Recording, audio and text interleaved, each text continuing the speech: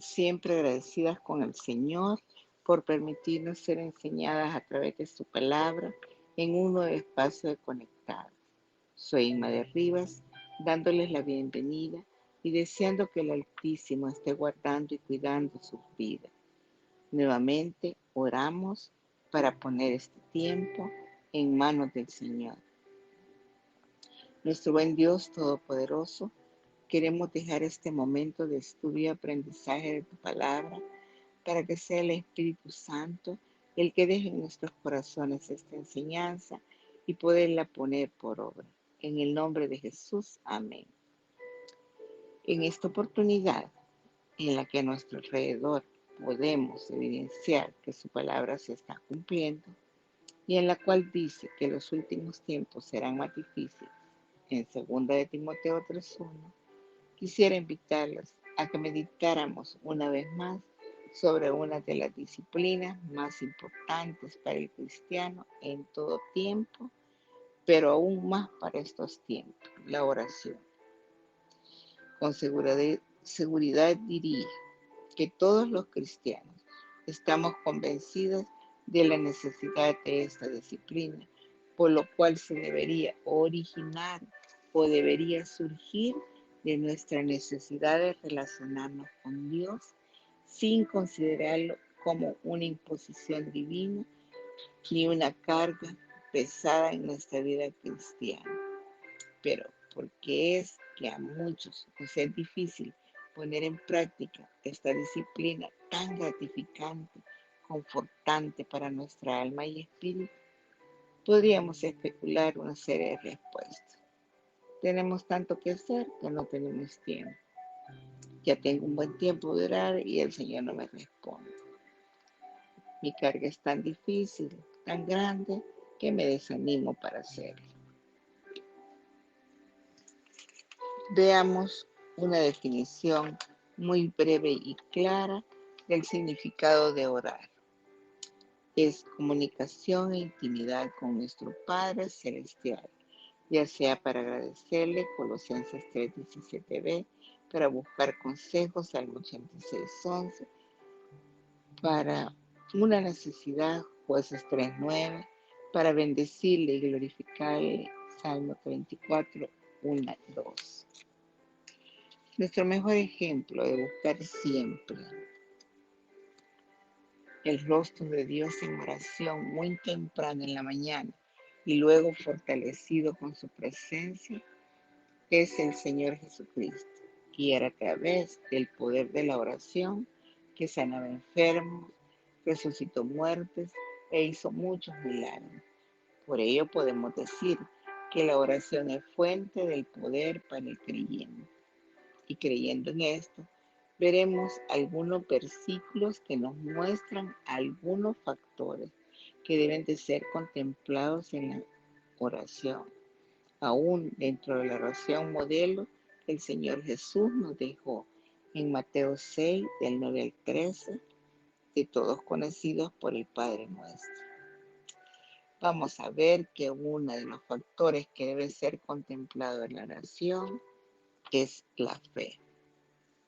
En Juan 11:41 dice: Padre, gracias te doy por haberme oído. Jesús, orando por Lázaro, da gracias por la resurrección de él antes de que éste resucitara. Le dio gracias a Dios porque lo escuchó, mostrando así cómo la oración va acompañada de la fe. Realmente, ¿de qué nos serviría orar al Señor si no creemos que Dios escucha nuestra oración, considera nuestro gemido, está atento a la voz de nuestro clamor, así como dice el Salmo 5, 1-2? Podríamos decir que el primer factor que debe ser contemplado en la oración es la fe.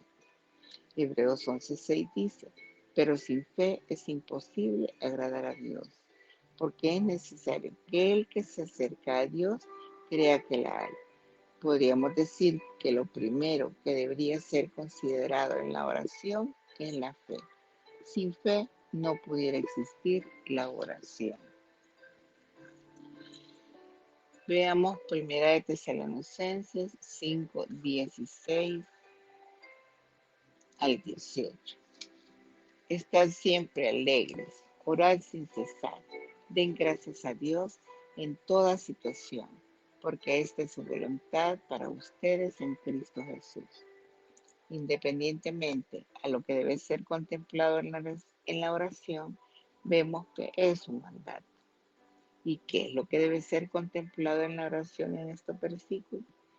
Contentamiento, alegría, gratitud a Dios por lo que nos está pasando, porque eso que nos está pasando, valga la redundancia, es la voluntad de Dios y debe de hacerse sin cesar, ya que el orar sin cesar es algo que debe contemplarse en la oración. Veremos su definición. Dice que es mantenernos conscientes de la presencia de Dios en todo momento y llevar todas las situaciones que se nos presentan a Él. Otra definición dice que la oración debe ser una manera de vivir. Debemos tener constantemente una actitud de oración. Este mandato de orar sin cesar se manifiesta más aún en los momentos difíciles. Por ejemplo, cuando somos tentados, en vez de ceder a la tentación, accionamos negándonos a ella, pues estamos orando sin cesar. Colosenses 4:2 dice, dedíquense a la oración perseverando en ella con agradecimiento. Nuevamente vemos en este versículo que la oración se manifiesta como un mandato, pero lo que debemos contemplar es cómo debemos orar perseverantemente, constante e insistir en la práctica de la oración y con agradecimiento. Mateo 26:4 dice, velad y orad para que no entréis en tentación. El espíritu a la verdad está dispuesto, pero la carne es débil. Primera de Pedro 4:2 dice, mas el fin de todas las cosas acerca. Sed pues sobrios y velad en oración. Podemos ver juntamente con la oración, debemos estar velando. La palabra velar indica que hay peligros al orar y efectivamente hay peligro de distracción cuando a menudo otras cosas interfieren e impiden que oremos. Hay desánimo, como mencionamos al inicio, quizás hemos orado por algo varias veces y nos hemos vuelto impacientes al no tener respuesta. Hay desesperación. A veces la situación es tan difícil que creemos que es así hasta para Dios, que en vez de confiar en Él, nos frustramos y creemos inútil la oración.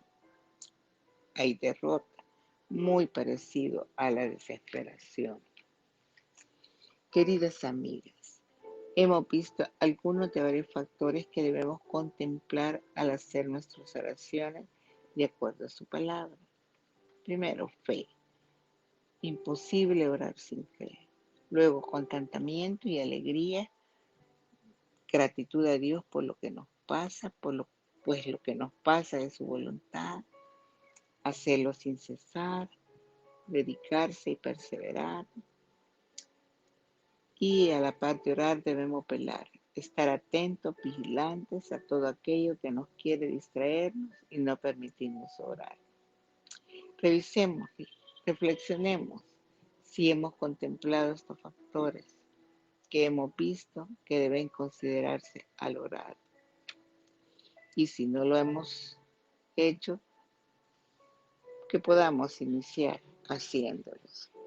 Y si dentro de nuestros amigos hubiera alguien que no se ha arrepentido de su pecado y no ha recibido al Señor en su corazón, lo puede hacer ahora arrepintiéndose y recibiendo al Señor en su corazón como su Salvador y Señor y poder tener una relación ininterrumpida con el Padre. Oramos, gracias Padre, por permitirnos ser enseñadas o recordadas en este momento de los diferentes factores que debemos considerar en la oración. Perdónanos porque muchas veces quizás hemos orado sin fe o no hemos tenido tiempo de orar, Señor, perdónanos. Pero ayúdanos, Señor, porque queremos, Señor, estar siempre en comunión contigo. En el nombre de Jesús, amén. Y no olvidemos, queridas amigas, que no hay mejor lugar que estar conectadas con Jesús.